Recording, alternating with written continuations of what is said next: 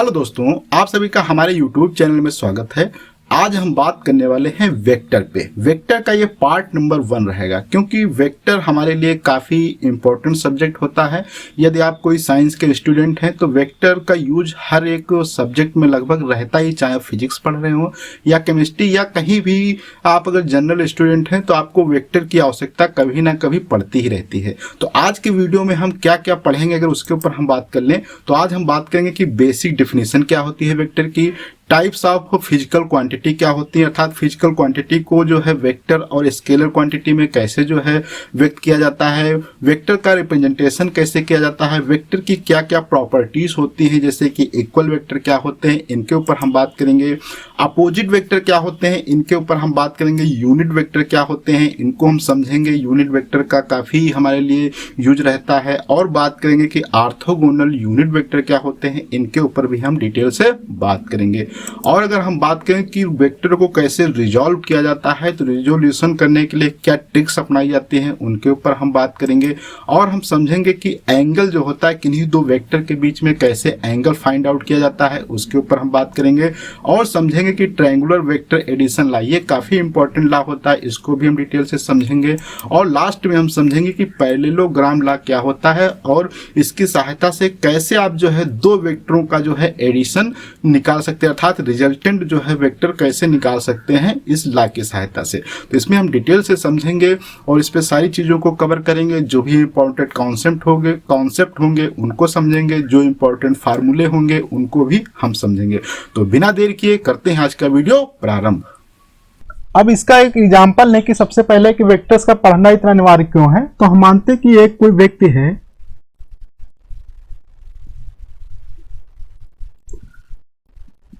ये व्यक्ति जो है कहीं से आया है, ठीक है।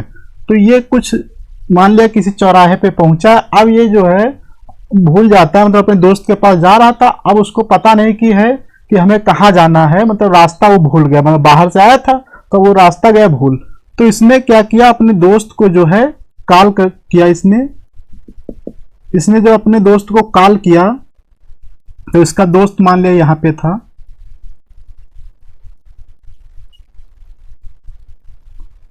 ये इसका दोस्त है। ये इसके दोस्त के पास जब इस दोस्त ने कॉल किया तो इस दोस्त ने कॉल को क्या किया, रिसीव किया भाई।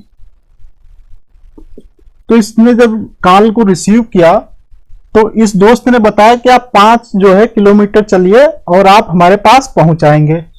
तो अब इसने सोचा कि 5 किलोमीटर तो हम चलेंगे, लेकिन किस दिशा में चलें, इधर को जाएं कि इस दिशा में जाएं कि इस दिशा में जाएं कि इन दिशाओं में, मतलब हम किस दिशा में 5 किलोमीटर जाएं।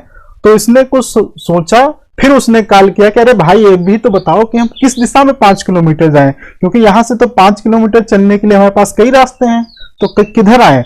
तो उसने कहा हाँ ये बात तो सही है, आप जो है हमारे ईस्ट, अगर हम यहाँ पे दिशा का बना लें निशान, मान लिया ये नॉर्थ है तो ये क्या होगा, साउथ होगा, ये ईस्ट होगा, ये वेस्ट होगा। तो अगर आप जो है ईस्ट के तरफ जो है यहाँ से अगर 5 किलोमीटर चले तो जो है हमारे पास आ जाएंगे। तो इस प्रकार से हमने देखा कि केवल अगर न्यूमेरिकल वैल्यू अगर बताएं या तो उससे जो समस्या होती थी और वो व्यक्ति यहां नहीं पहुंच पा रहा था, तो उसको मैं दिशा भी बताना अनिवार्य था। इस प्रकार से क्वांटिटीज 2 प्रकार की होती है।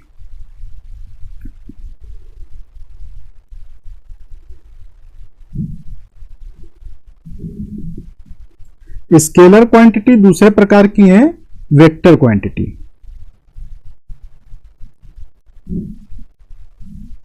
स्केलर क्वांटिटी क्या होती है, जिनमें केवल परिणाम होता है अर्थात मैग्नीट्यूड होता है, उनमें दिशाएं नहीं होती, जैसे डिस्टेंस, स्पीड, वर्क आदि। ये सारी चीजें क्या है, स्केलर क्वांटिटी, क्योंकि इनमें दिशा नहीं होती, केवल ये मैग्नीट्यूड होता है। वेक्टर क्वांटिटी क्या होती है, जैसे displacement,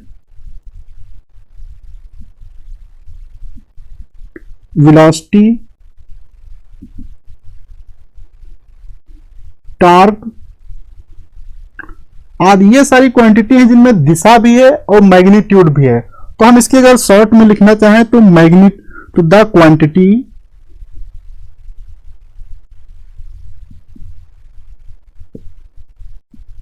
having the only magnitude not any sense of direction. मतलब इस प्रकार की क्वांटिटी जिनमें केवल मैग्नीट्यूड होता है और उसमें कोई दिशा की जानकारी नहीं प्राप्त होती है, स्केलर क्वांटिटी कहलाती है। अब वेक्टर क्वांटिटी क्या होती है? The quantity which have magnitude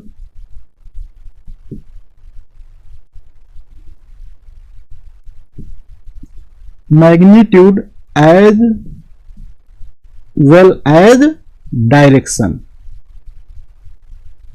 तो इस प्रकार की जो क्वांटिटी जिसमें मैग्नीट्यूड और डायरेक्शंस होता है वो वेक्टर क्वांटिटी कहलाती है। वेक्टर क्वांटिटी में एक नेसेसरी चीज होती है कि ये जो है वेक्टर एडिशन लॉ को क्या करते हैं? फॉलो करती हैं। वेक्टर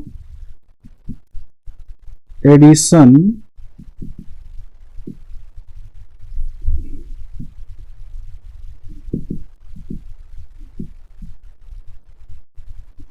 और ये जो है वेक्टर एडिशन लॉ को फॉलो करते हैं। कोई क्वांटिटी है वेक्टर तभी वो क्वांटिटी होगी जब तक वह वेक्टर एडिशन लॉ को फॉलो करेगी। अगर वेक्टर एडिशन लॉ को नहीं फॉलो करेगी तो वह जो है वेक्टर क्वांटिटी नहीं कहलाएगी। तो वेक्टर एडिशन लॉ क्या होता है इस पर अगर हम बात करें तो यहीं पे बात कर लेते हैं। अगर मान लिया सिंपल सा कोई अगर व्यक्ति है ए पोजीशन से बी पोजीशन तक जाता है,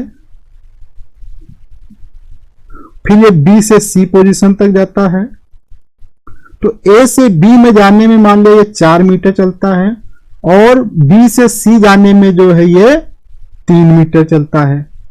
तो इस प्रकार से ये दो वेक्टर हो गए। तो यहां से यहां तक की जो इसकी दूरी होगी ये क्या कहलाएगी? सीधी डिस्टेंस है। इसी को क्या कहते हैं? Vector addition law. तो अर्थात यहां से यहां तक की दूरी AC क्या हो जाएगा हमारा? 4 का स्क्वायर प्लस 3 का स्क्वायर, अर्थात हमारा आ जाएगा 25 रूट ओवर में इसको लिख लेते हैं पाइथागोरस प्रमेय से, तो 5 मीटर आ जाता है। तो इस प्रकार से AC जो हमारी डिस्टेंस है वो 5 मीटर आती है। देखा कि टोटल डिस्टेंस तो इसमें कितनी चली थी, तो यहां से अगर हम डिस्प्लेसमेंट की बात डिस्टेंस लिख दें इसकी, तो डिस्टेंस कितना आएगा? 4 मीटर प्लस 3 मीटर, अर्थात कितना आएगा? 7 मीटर। तो देखा कि डिस्टेंस इसकी जो है 7 मीटर है। AC ये क्या है? हमारा डिस्प्लेसमेंट है। डिस्प्लेसमेंट देखा 5 मीटर है। तो इस प्रकार से मैं एक क्वांटिटी में डिफरेंस भी देखा कि डिस्टेंस क्या है, डिस्प्लेसमेंट क्या है। डिस्टेंस हमारी स्केलर क्वांटिटी होती है जिसका मान जो है केवल पाथ पे निर्भर करता है, और वेक्टर क्वांटिटी क्या है? जिसका पाथ पे ना निर्भर करके इनिशियल और फाइनल पोजीशन पे निर्भर करता है। तो इसलिए हमने देखा कि जो डिस्प्लेसमेंट का मान 5 मीटर आ रहा, लेकिन जो डिस्टेंस का मान 7 मीटर आ रहा है। अब हम यहां तक देखते हैं। अब हम बात करते हैं कि वेक्टर के विषय में कुछ प्रॉपर्टी, मतलब रिप्रेजेंटेशन ऑफ वेक्टर।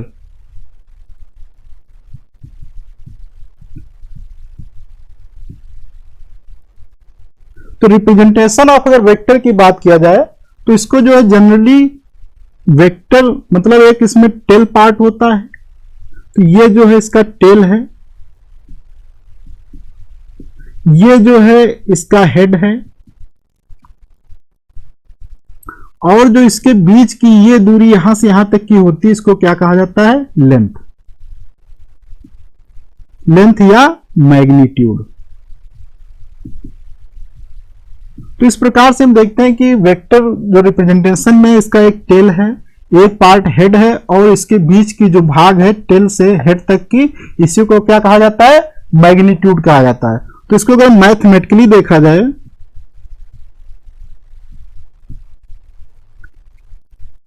तो मैथमेटिकली इसको लिखा जाता है कैपिटल या स्मॉल, कोई भी मतलब लेटर ले लेंगे, उस लेटर के ऊपर जो इस पे ये एरो का निशान लगाया जाता है। और इसका दूसरा रिप्रेजेंटेशन होता है बोल्ड लेटर से। बोल्ड लेटर मतलब इसको थोड़ा बोल्ड टाइप से कर देते हैं, मतलब डार्क।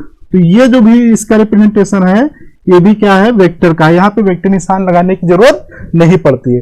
तो ये हमने रिप्रेजेंटेशन देखा। अब हम कुछ बात करते हैं वेक्टर की प्रॉपर्टीज।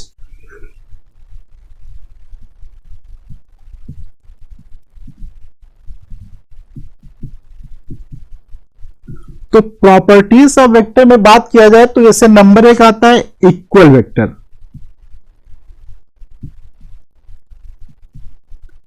इक्वल वेक्टर क्या होते हैं? तो ऐसे इस प्रकार के वेक्टर दो या दो से अधिक जिनके परिणाम अर्थात मैग्नीट्यूड तथा डायरेक्शन दोनों सेम होते हैं इक्वल वेक्टर कहलाते हैं। एग्जांपल हम यहां से देख सकते हैं, जैसे मान लिया एक वेक्टर ये ए है, दूसरा वेक्टर मान लिया बी है। तो इनके अगर परिणाम दोनों के क्या हैं? बराबर हैं, तो मैग्नीट्यूड को ऐसे लिखा जाता है मैग्नीट्यूड ए बराबर मैग्नीट्यूड बी। तो इस प्रकार से vector A and vector B क्या हो जाएंगे? इक्वल हो जाएंगे, इक्वल। ठीक,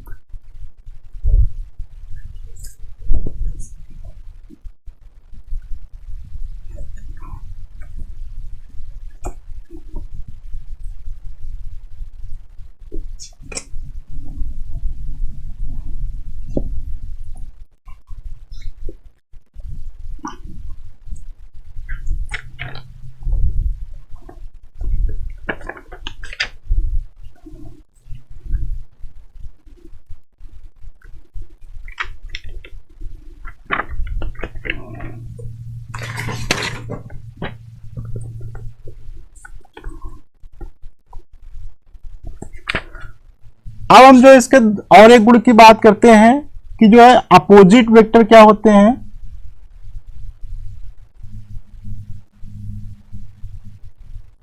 तो अपोजिट वेक्टर का मतलब होता है कि जिनके परिणाम अर्थात मैग्नीट्यूड तो सेम होंगे लेकिन डायरेक्शन विपरीत होंगे। अर्थात जैसे मान लिया हमने लिखा यहां पे वेक्टर ए, तो इसी का अगर अपोजिट हम वेक्टर ए बना दें तो यहां पे ये क्या है? परिणाम तो इनके अर्थात मैग्नीट्यूड तो दोनों के सेम है लेकिन डायरेक्शन अपोजिट है, तो ये क्या कहलाते हैं? हमारे अपोजिट वेक्टर कहलाते हैं। अब इसके बाद हम बात करते हैं कि अगर किसी वेक्टर में कोई स्केलर क्वांटिटी से मल्टीप्लाई किया जाए तो क्या फर्क पड़ता है। तो नंबर पॉइंट है multiplication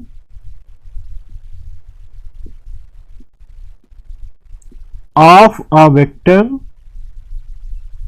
with the scalar quantity.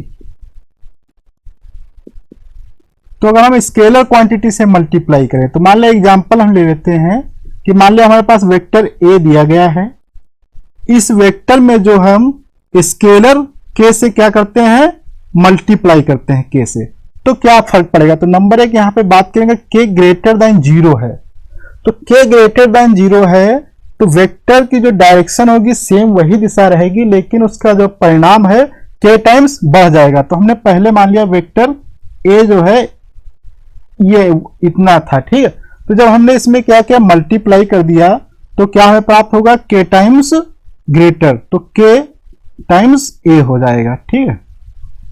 इसी प्रकार से अगर इसमें दूसरी बात किया जाए, अगर के लेस देन 0 है अर्थात निगेटिव में, तो क्या होगा? इसका परिणाम तो मतलब तो उतना ही रहेगा लेकिन डायरेक्शन क्या होगी?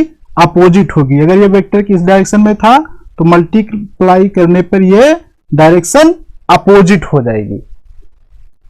अब इसके बाद हम बात करते हैं यूनिट वेक्टर्स पे क्या होते हैं। तो यूनिट वेक्टर, तो यूनिट वेक्टर का मतलब होता है कि ऐसे वेक्टर जिनका मैग्नीट्यूड 1 हो। तो द वेक्टर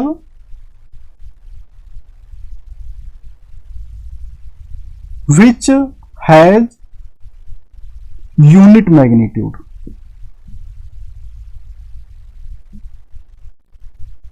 क्या रखते हैं? यूनिट मैग्नीट्यूड रखते हैं जिनका, तो उन्हें क्या कहा जाता है? Unit vector. इसका अगर रिप्रेजेंटेशन देखा जाए तो यूनिट वेक्टर को हम जनरली वेक्टर के पावर ए कैप लगा के लिखते हैं और इसको लिखा जाता है वेक्टर ए बटे mod of vector A.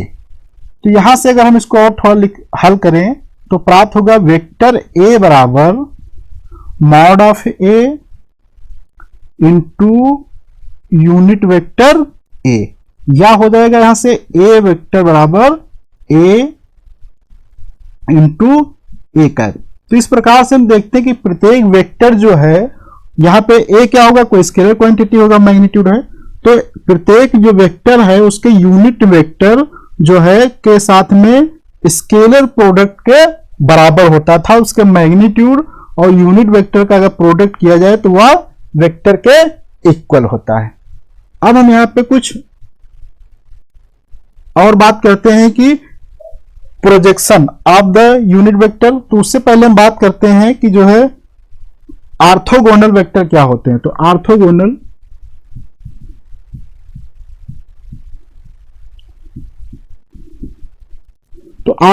Vector, ठीक है, ऑर्थोगोनल यूनिट वेक्टर। तो ऑर्थोगोनल यूनिट वेक्टर, तो मान लिया हमने positive X, positive Y and positive Z axis, मान लिया positive Y positive Z axis जो है, और इनके अलोंग जो है क्या है, along unit vector are I J and K are K respectively.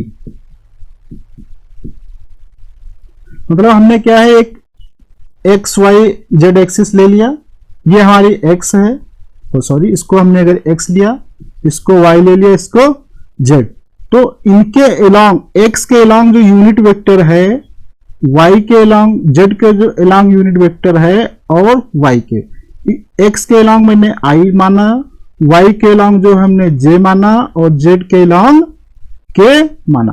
तो ये जो है क्या है, यूनिट वेक्टर कहलाते हैं, ऑर्थोगोनल यूनिट वेक्टर। अब इसके बाद हम बात करते हैं प्रोजेक्शंस की, कि क्या प्रोजेक्शंस होते हैं। तो उसका अगर सिंपल भाषा में बात किया जाए तो जैसे यहां पे दिया गया है एक वेक्टर है, तो यहां पे लिख लेते हैं पहले प्रोजेक्शन ऑफ या रिजोल्यूशन ऑफ वेक्टर। पहले क्या पढ़ लेते हैं, रिजोल्यूशन ऑफ वेक्टर।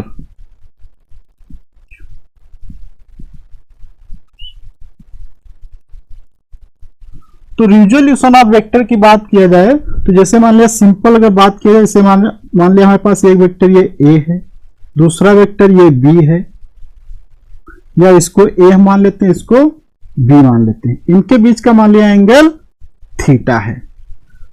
तो अगर हम यहां से क्या करें, एक परपेंडिकुलर लाइन खींच दें, ठीक है, या परपेंडिकुलर लाइन खींच दें, तो यहां से एक और तरीका ना अगर खींचे तो इसके क्या है, समांतर में यहां पे एक रेखा खींचे और इस रेखा को हम यहां से इंक्रीज कर दें। तो ये रेखा जो है इस रेखा अर्थात वेक्टर बी के पैरेलल है। इसी प्रकार से अब यहां पे जो हम ए के पैरेलल ये खींच देते हैं रेखा, तो ये क्या होगा, हमारा वेक्टर ए पैरेलल है, ये वेक्टर बी, तो ये भी एंगल क्या होगा, थीटा। अब यहां से हम जो है इसको 90 डिग्री पे डाल देते हैं। तो अब यहां पे देखेंगे कि ये वेक्टर बी है और ये वेक्टर ए है। तो अगर हम बी की प्रोजेक्शन की बात करें अर्थात बी, तो इस ट्रायंगल में ले लें, इसका नाम लिख देंगे हम L M N O T. तो अगर हम ट्रायंगल ले लें एम एन ओ, तो एम एन ओ को लेते हैं बाहर, यहां लिख देते हैं तो थोड़ा ज्यादा क्लियरिटी आ जाएगी। ये एंगल है थीटा हमारा, ये वेक्टर दिया है बी, ये दिया है हमारा एम एन ओ। तो इसका प्रोजेक्शन अर्थात साइन थीटा बराबर क्या हो जाएगा, ओ एन बटे वेक्टर बी। तो अर्थात ओ एन बराबर क्या हो जाएगा, वेक्टर बी साइन थीटा। इसी प्रकार से अगर हम देखें कॉस थीटा बराबर क्या होगा, एम एन बटे बी। तो यहां से आ जाएगा एम एन बराबर बी कॉस थीटा।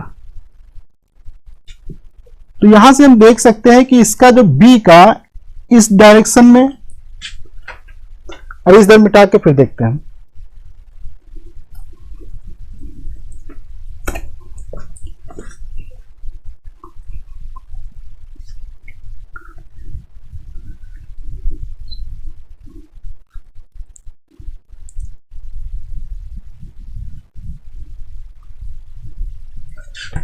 तो हम देखते हैं यहां से कि जो है b का a मतलब x एक्सिस के डायरेक्शन में जो हमारा जाता है, अगर इसको हम x यहां बना दें, इसको y मान लें, तो देखते हैं कि b का जो है y की दिशा में और b का जो है x दिशा में क्या आता है कंपोनेंट। तो यहां पे जो o n है along द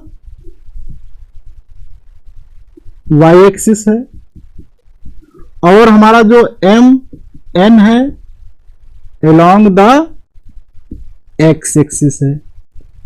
तो along द on बराबर कितना हमारा आया है, on बराबर b साइन थीटा, और इसी को अगर हम चाहें तो ax भी ले सकते हैं, ax बराबर b साइन थीटा। इसी प्रकार से mn बराबर कितना आया है,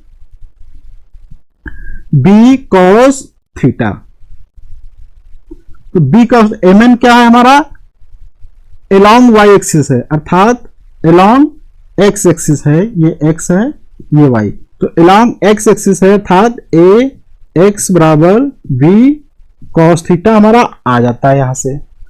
तो अब हम देखते हैं कि वेक्टर b जो है हमारा क्या है, वेक्टर b बराबर जो होगा वह ax i cap plus ay j cap हो जाएगा। इसको अगर हम यहाँ पे थोड़ा सही से और अगर डायग्राम बना दें अलग से, तो ये वेक्टर क्या था, इस प्रकार से दिया गया था, ये हमारा x एक्सिस के अलॉन्ग था, ये y है, ये वेक्टर दिया था b। तो यहां से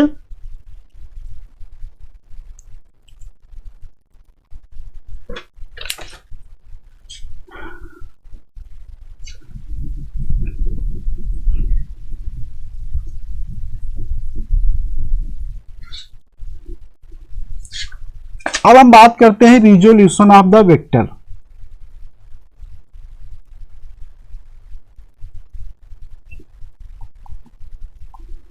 resolution of the vector along axis, मतलब किसी एक्सिस के अलोंग हम उसका जो रिजोल्यूशन कैसे करते हैं। तो देखते हैं, मान लिया हमारे पास कोई वेक्टर, ये वेक्टर a दिया गया है, तो ये वेक्टर a दिया गया, तो यहीं पे हम क्या करते हैं, x एक्सिस और y एक्सिस बना लेते हैं। ये हमारी क्या होगी, x होगी, ये होगी हमारी y एक्सिस। यहां से हम क्या करते हैं, परपेंडिकुलर एक रेखा खींच देते हैं, एक ये इधर परपेंडिकुलर रेखा यहां से मिला देते हैं। यहां पे मिलाने पे इसको अगर हमने मान दे दिया a, या मान लिया l m n o ये दे दिया, तो अब ये कितना होगा, कोण मान लिया थीटा बनाते हुए जो वेक्टर हमारा था here, if vector a makes angle theta with x axis, अगर x एक्सिस के एंगल साथ थीटा बनाना तो ये हो जाएगा इस प्रकार से। तो अब हम यहां से अगर ट्रायंगल ले लें एल एम एन में, तो अगर यहां पे हम अलग बना देते हैं एल एम एन,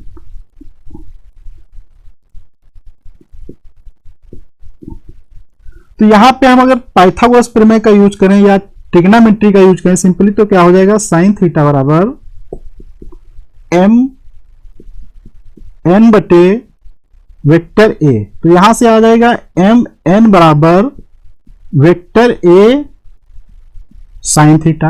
अब देखो एम एन क्या है, एक्स एक्सिस के अलाउंग है, तो इसको हम लिख सकते हैं ए एक्स बराबर वेक्टर ए साइन थीटा। इसी प्रकार से अगर लिखें हम कॉस थीटा बराबर हो जाएगा एल एम बटे, और सॉरी ये y है, एम एन किसके अलॉन्ग है, y एक्सिस के, तो इसको ऐसे ले लिया। अब हम लिखते हैं कॉस थीटा बराबर एल एम बटे वेक्टर ए, तो कॉस थीटा अर्थात एल एम बराबर हो जाएगा वेक्टर ए कॉस थीटा। तो यहां से एल एम किसके अलॉन्ग है, एक्स एक्सिस, तो इसे हम लिखते हैं ए एक्स बराबर ए वेक्टर कॉस थीटा आ जाता है। तो यहां से हम क्या करें, तो वेक्टर को हम ऐसे लिख सकते हैं, वेक्टर ए है किस किस के लॉन्ग, ए एक्स आई के लॉन्ग प्लस ए वाई जे के लॉन्ग। तो इस प्रकार से लिख सकते हैं। अगर इसके मैग्नीट्यूड की बात किया जाए तो मैग्नीट्यूड हो जाता है ए एक्स स्क्वायर प्लस ए वाई स्क्वायर। ये क्या हो जाता है, वेक्टर ए का मैग्नीट्यूड हो जाता है। अगर हम सिद्ध करना चाहें तो भी यही आएगा, सिद्ध करके हम देख सकते हैं, इसकी कोई समस्या नहीं है। तो इसी प्रकार से अगर 3 डायमेंशनल में बात किया जाए, फॉर 3 डायमेंशनल,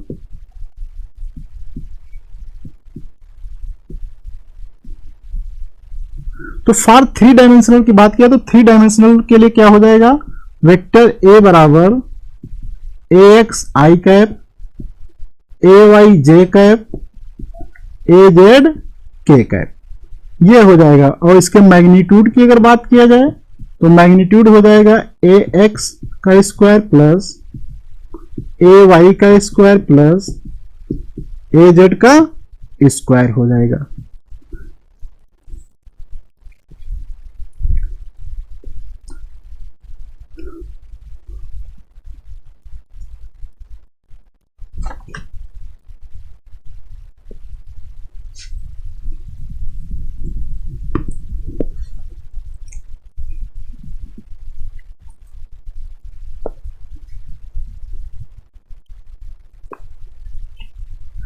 अब हम बात करते हैं vector addition and subtraction.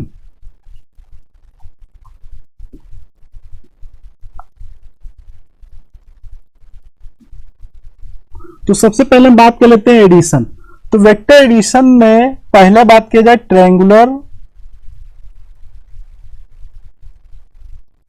Addition law. तो ट्रायंगुलर वेक्टर एडिशन लॉ क्या होता है, इसके हिसाब से अगर कोई मान लिया 2 वेक्टर हैं, एक वेक्टर ये है, इसका नाम मैंने दे दिया b, और एक वेक्टर ये है, इसका नाम मैंने a दे दिया। तो जब भी ट्रायंगुलर लॉ से अगर 2 वेक्टर जोड़े जाते हैं तो हमेशा उनके हेड मतलब टेल से टेल मिलाया जाता है। तो जैसे मान लिया एक टेल ये वेक्टर है a, और इसके टेल को भी इसी से मिला दिया जाए। तो ये जो मिलाने के बाद तो यहां पे ये क्या है, कुछ कोण होगा इनके बीच में, कोण थीटा। तो इस प्रकार से नहीं मिलाते हैं इसको।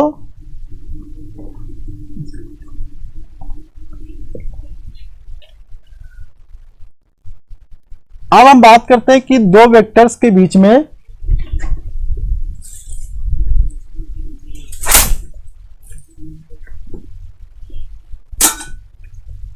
अब हम बात करते हैं कि 2 वेक्टरों के बीच में एंगल कैसे फाइंड किया जाता है। The angle between 2 vector.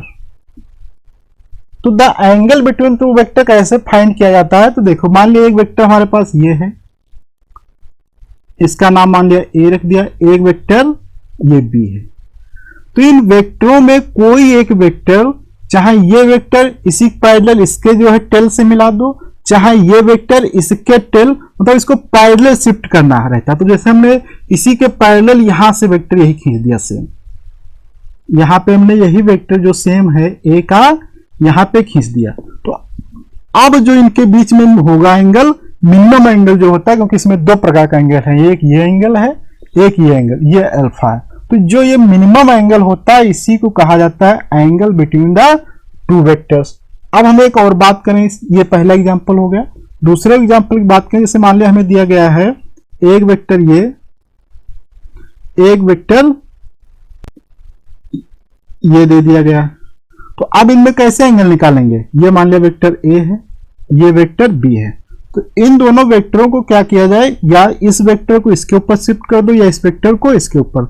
ये वाला वेक्टर मैंने मान लिया इसी प्रकार से रखा, इस वेक्टर को जो है इसी समांतर यहां तक शिफ्ट कर दिया, तो ये इस प्रकार से हो गया।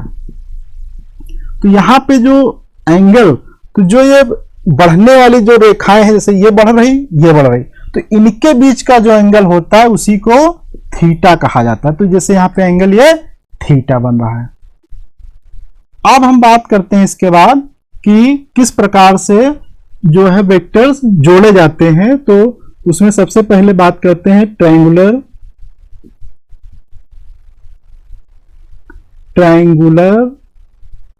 Vector addition law. तो ट्रायंगुलर वेक्टर एडिशन लॉ क्या होता है, इसमें अगर कोई दो वेक्टर हैं, जैसे मान लिया एक ये है ए, दूसरा वेक्टर मान लिया बी है, तो इसमें एक वेक्टर दूसरे वेक्टर के टेल से रखा जाता है। मतलब एक वेक्टर जैसे ये है तो दूसरा वेक्टर इस जो है, जैसे ये मान लिया बी है, तो दूसरा वेक्टर जो होगा इसके जो है टेल से रखा जाता है। जैसे यहां से ये हेड है तो हेड से इसका टेल रहेगा, अर्थात यहां से इसको ऐसे करेंगे, ठीक। तो ये हमारा कौन सा वेक्टर हो जाएगा, ए। यहां पे मैंने वेक्टर निशान नहीं बनाया, बना लीजिए। तो यहां से हो जाएगा ये। तो अब इन जो है लास्ट का जो हेड है, पहले का जो टेल है, इन दोनों को जो मिलाती हुई रेखा होती है, ये वेक्टर मान लिया आर है, ठीक। तो इसका मान जो होता है vector B plus vector A के बराबर होता है। इस प्रकार से हम ट्रायंगुलर लॉ से जो है वेक्टर्स को जोड़ सकते हैं। अब तो इससे तो केवल हम दो ही वेक्टर जोड़ सकते हैं। अगर मोर देन 2 हैं तो कैसे करेंगे, तो उसके लिए है पॉलीगॉन वेक्टर एडिशन लॉ। तो पॉलीगॉन एडिशन वेक्टर लॉ जो होता है इसी का एक्सटेंडेड फॉर्म होता है। उसमें क्या होता है, मान लिया 3 वेक्टर दिए, जैसे मान लिया ए वेक्टर है, मान लिया ये, मान लिया बी हो जाए, ये मान लिया सी हो जाए, 3 ही लेते हैं। तो इसमें क्या करते हैं, कोई एक वेक्टर पहले लिखेंगे, तो जैसे मान लिया हमने यहाँ पे बी लिख दिया, फिर जो है इसके बाद ये तीसरा वेक्टर लिखेंगे, मान लिया हमने ये सी लिख दिया, इसके बाद जो दिया है ए को हम ऐसे लिख देंगे। इसके बाद जो लास्ट का जो वेक्टर है उसके हेड को पहले वाले वेक्टर के टेल को मिला देते हैं। तो इस प्रकार से, तो अब यहां से इसको इधर मिला देंगे, तो ये कितना होगा, b प्लस सी हो जाएगा, और इसका मान कितना हो जाएगा, b प्लस सी प्लस ए आ जाएगा हमारा। तो हमने देखो क्या किया, पहले इन दो वेक्टरों b और c को जोड़ा तो b प्लस सी हमें प्राप्त होगा ये। अब इस वेक्टर को और इन वेक्टर को जोड़ा तो हमें प्राप्त हुआ a, अर्थात b प्लस सी प्लस ए प्राप्त हुआ। तो ये इस प्रकार से हम 2 से अधिक जो है वेक्टरों को इस तरीके से जोड़ सकते हैं। तो हम बात करते हैं कि अब हम बात करते हैं कि parallelogram law of vector addition, parallelogram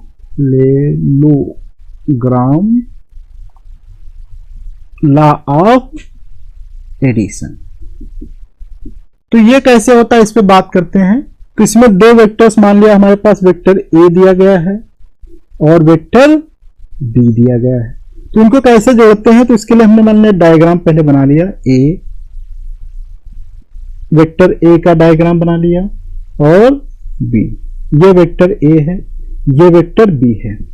अब हम यहां पे क्या करेंगे, वेक्टर ए के जो है एक समांतर रेखा खींच देंगे और इन दोनों को यहां से मिला देंगे।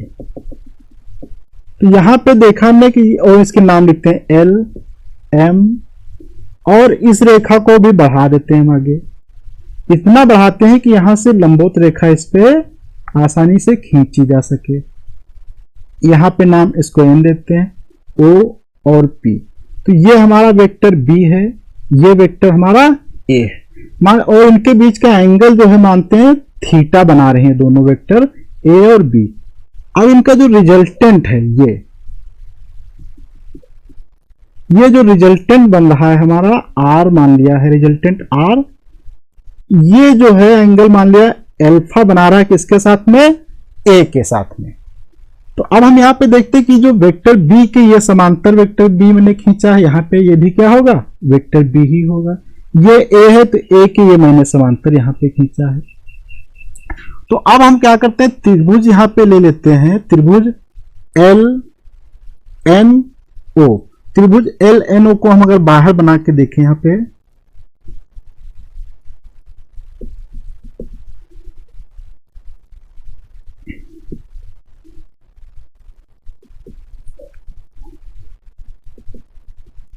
तो यहां हमने इस त्रिभुज को बाहर बना दिया। अब इस त्रिभुज में क्या करते हैं, ये वेक्टर कौन सा है, बी है। इसमें से हम एक त्रिभुज और अलग बना देते हैं, डैश डैश के त्रिभुज को, अर्थात एम एन ओ को। यहां पे एंगल भी थीटा होगा, ये थीटा है तो इसी प्रकार से ये भी थीटा होगा, ये भी एंगल थीटा होगा। यहां पे अगर हम देखें cos थीटा बराबर हो जाएगा हमारा cos थीटा बराबर एम एन, और ये कौन सा है, वेक्टर बी। तो cos थीटा बराबर हो जाएगा एम एन बटे वेक्टर बी, अर्थात हो जाएगा एम एन बराबर वेक्टर बी cos थीटा। इसी प्रकार से sin थीटा बराबर हो जाएगा ओ एन बटे वेक्टर बी। तो यहां से हो जाएगा ओ एन बराबर वेक्टर बी साइन थीटा। यहां पे हमने निकाल लिया, अभी इनकी में आवश्यकता पड़ने वाली है। तो अब देखो ये जो त्रिभुज है एल एल एन ओ, ये कैसा है, समकोण है, तो इसमें ये 90 डिग्री होगा। तो हम यहां पे यूज करते हैं Pythagoras, using Pythagoras theorem.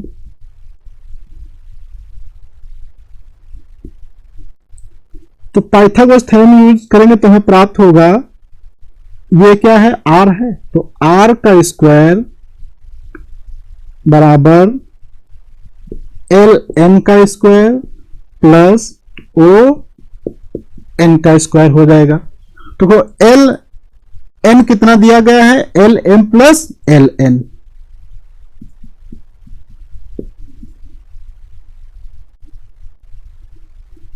Plus O N का स्क्वायर। अब यहां पे जो हमें मान पता है, जैसे एल एम का मान कितना दिया गया है, नहीं पता है, एम एन का मान दिया है बी कॉस थीटा, तो एल एम प्लस और एल एम कितना है, वेक्टर ए, तो vector A plus B cos theta का स्क्वायर प्लस ओ एन कितना दिया है, बी साइन थीटा। तो यहां से स्क्वायर करेंगे तो क्या हो जाएगा, a square plus b square cos square theta plus 2ab cos theta plus b square, यहां स्क्वायर है, b square sine square theta हो जाएगा। यहां पे हम क्या करेंगे, ए स्क्वायर प्लस ये टर्म साथ में लेंगे तो बी स्क्वायर कॉमन हो जाएगा और cos square sine square theta बचेगा, उसका मान 1 होता है, अर्थात 2ab कॉस थीटा आ जाएगा, अर्थात आर स्क्वायर बराबर हमारा ये आ जाता है, अर्थात ये रिजल्टेंट जो मान है आर वो क्या होगा, a square plus b square plus 2ab cos theta होगा।